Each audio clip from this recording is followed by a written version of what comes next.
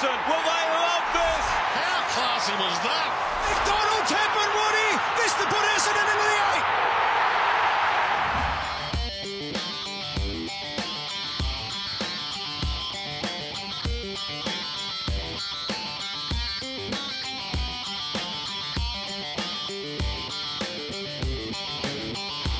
Welcome back to the Footy Panel, Bomber fans. Obviously the AFL team not in action this week, but the VFL finals are underway Sunday at Northport Oval. The Bombers take on Footscray, and good enough to join by VFL coach Paul Corrigan. Paul, thanks for your time. Thanks for having us, guys. Guess the VFL season's probably similar to the AFL season. It's been a little bit up and down, but got to the finals. Yeah, we have, which is fantastic. It's an interesting one with the VFL. We've sort of seen it in recent years where we generally start slow, and when I look at the last probably 2 years previous to this one, it's been the same as well. And we don't know whether that's just the influx of new players that you get into your system, and that's on the AFL list, but also your VFL list, changes up a little bit as well. So it's them sort of adjusting to how we want to play and then working out how each other plays as well. And we generally find we're sort of a little bit inconsistent at the start of the year, and we've finished off the year quite strongly, which has been pleasing.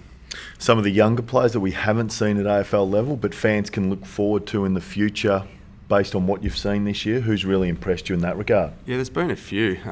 Obviously, guys like Kobe Much has come into the system, and he's had a real impact at VFL level. He's been playing sort of a mixture of sort of inside and outside this year through the midfield, and he's performed really well.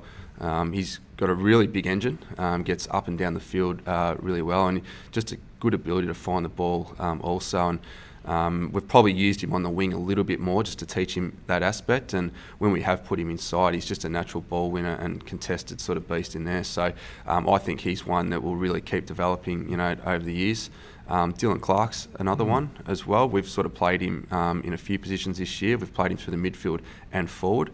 Again, really good runner, and with these young men that are coming into the system as well, they're really mature in their bodies. And I guess the biggest thing what we've noticed this year is their ability to be able to play, multiple games and consistency in their training as well. And he's really impressed in the way that he's been able to go forward and play a role, and through the midfield he's, quite strong around the ball also. And then when you look at guys like, Begley, who played a lot of VFL at the start of the year, then got his opportunity late in the year as well. So I think when you look at all those type of players, the club's in a really good position, going forward. Had 4 players this year from the VFL team invited to the Combine, and one that's certainly exciting the fans is Alex Boyce. Could he be drafted this year, do you think? Yeah, I think so. I think he's got all the potential to be drafted. He's got really good speed. He's got really good sort of, jump as well, like a spring where he can sort of jump at the ball also.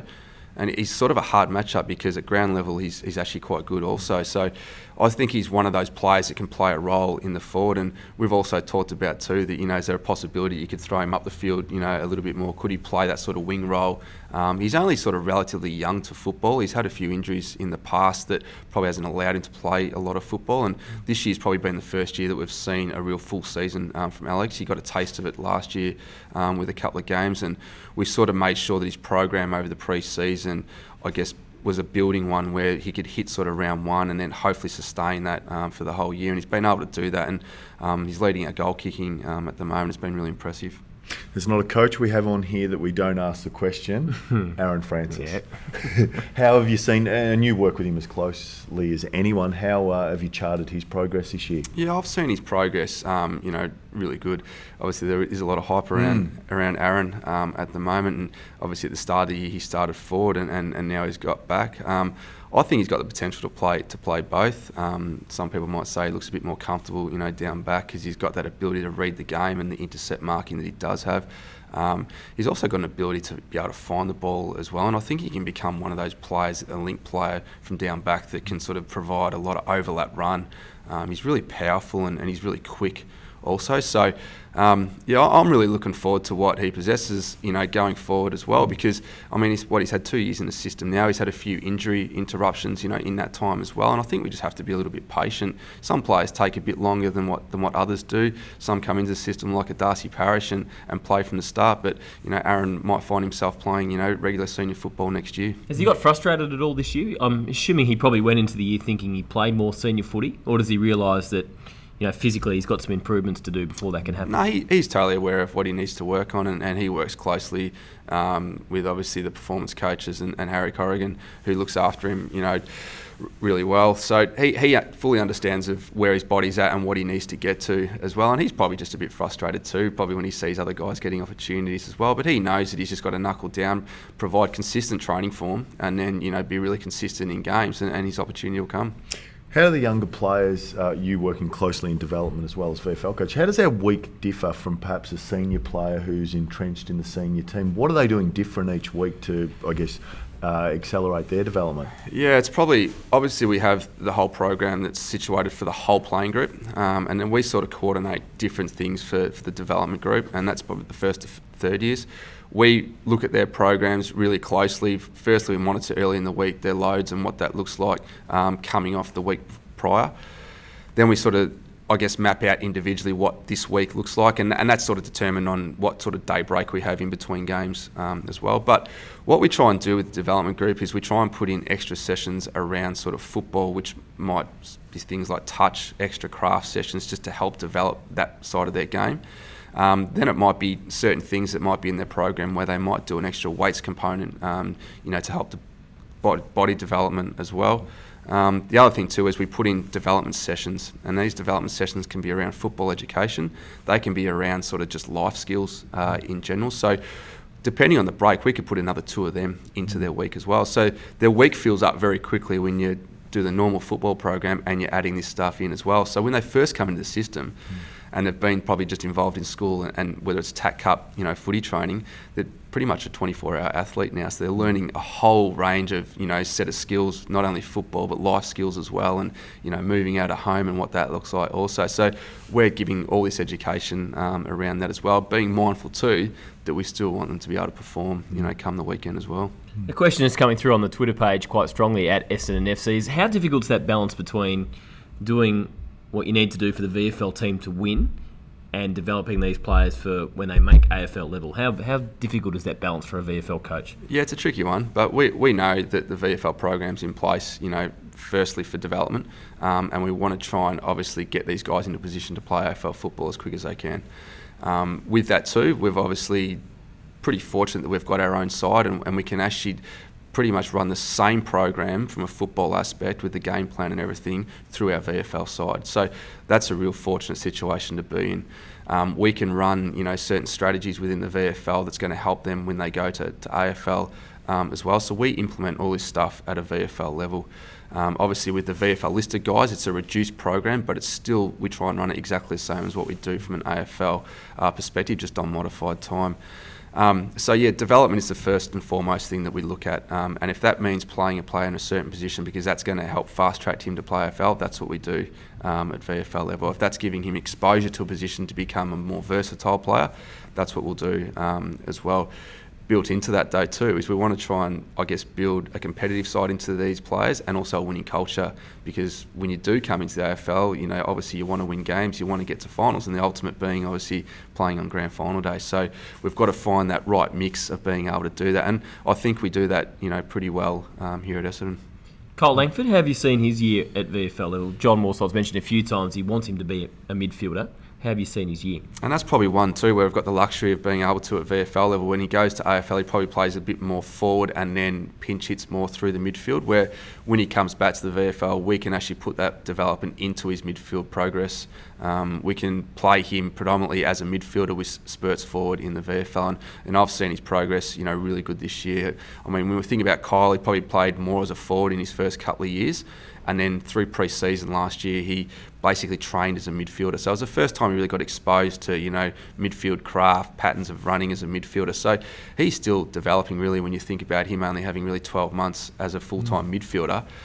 So we've seen his progress, really good this year. And it's more about, with Lang, it's just building that, I guess, consistency in his games as playing as a mid, and not sort of going through and fluctuating and being consistent in games, but playing 4 quarters of consistent football as a mid. And that's not always just getting a touch, but how you impact games, offensively, defensively. So I've been working really hard with him on that. And Jaden Laverty, you would have coached him a lot. Playing in the team as a forward at the minute, played a lot of junior footy as a halfback. Where do you think his best spot will be as we look into the future? Yeah, I still see Jaden as being, he could be a real powerful mid as well. I think when you look at him and Langers, they've got that body type that can go into that midfield. They're, that sort of 6'2", 6'3" type.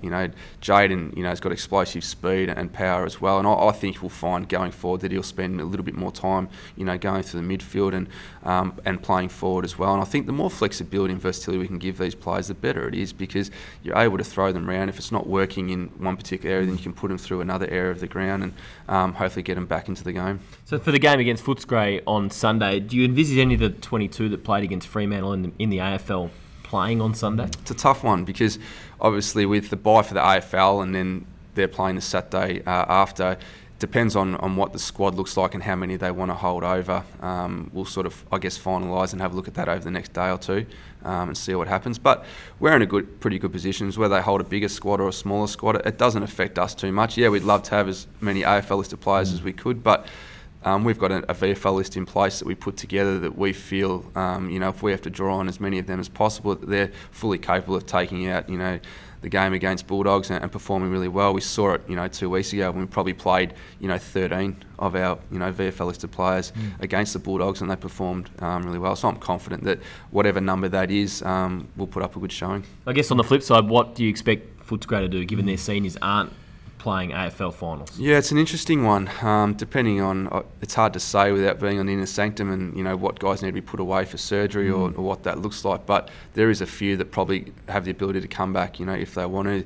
Obviously Tom Campbell. I think Lewis Young is another one. Williams is another one as well. I'm not sure whether Matty Boyd, also qualified for finals and what he might do as well. So there's a few names there that could come back, and I guess if they do, it makes the spectacle even better. It gives our guys a great opportunity to go up against, quality players as well that have been playing AFL. So really just look forward to the challenge. And it's only a couple of years ago when we look at Tipper, and his performances in the VFL finals really elevated his opportunity to be rookie listed as well. So it's incredibly important to both the younger players and what they can get out of the finals that are on the list, but also those players that are impressing for a potential spot on a club list, isn't it? Absolutely, and that's what we keep saying to our VFL listed players, is that you don't have to play 20 games in a year to be noticed by, AFL recruiters or, to maybe end up on a list at the end of the year. I mean, you could put together 5 really quality games, and recruiters and that understand that the nature of the VFL system is that, with the AFL influx coming back week to week, it can change the dynamics of who's playing and who's not. So if you perform well when you get your opportunity, then that can happen, and there's no better grounding than the finals to be able to do that as well. And also for our younger AFL listed players, also just the experience of being in a finals atmosphere. Yes, it's below the AFL, but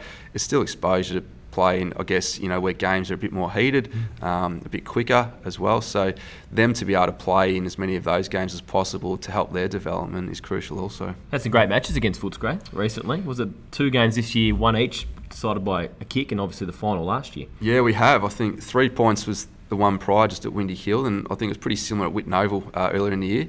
And we were about 3.5 goals up on the Bulldogs last year in the final, and they overran us in the end. So I've had some really good encounters against them. We seem to, match up pretty well against them. The way both teams sort of play, we play an exciting brand of footy. So I expect nothing less on the weekend. How have those senior guys been this year? I guess the likes of Hocking and Stanton came back thinking they'd play a lot more AFL footy, but how have you sort of assessed their attitude and how they've gone about VFL footy? Can't fault their attitude. They've been super, and when we talk about the development of our list and the younger players, they've almost acted as, I guess, more coaches out in the field for me. They give me great insight to what's happening out in the ground. Their communication, their ability to be able to talk to the players and set up out in the ground has just been invaluable, really, for us as a coaching group. So they've approached it really well. Yeah, obviously the disappointment of not playing AFL, but they also see it when talking to them as well, that they're fully committed, whether they're playing AFL or VFL, to come back and go as deep into finals as we can, because they also understand too that you don't get the opportunity to play finals football no matter what the level is at any sort of stage. So when you do get that opportunity, let's take it, let's grasp it and see where we can take it as well. And for the fans out there that don't know your journey, obviously played, 53 games for the Cats, played some footy under Gary Ayres and Bowman Thompson. Just take us through what you did post your footy career until coming back to Essendon in 2013. Yeah, so left the Cats in 2001, had osteitis pubis, and that sort of was a decision that the club made, and fully understand what they did. From there, I sort of wanted to get into the coaching aspect. So I sort of had a frustrating year in 2001. So I went back home to West Gippsland just for a year, an assistant coach back there, just in where I grew up. Had a really successful year there as a team, won the premiership. And then I just felt I needed to come back and play some more decent footy at a higher level. So I went to the A-grade amateurs, Old Haileybury. I was a Haileybury boy going through school. Went there with Mick O'Dwyer, was an assistant coach. And then for a couple of years as well, in 05 and 06 we got close, and in 06 we won it against Savs. So assistant coach there for 4 years, which was really good.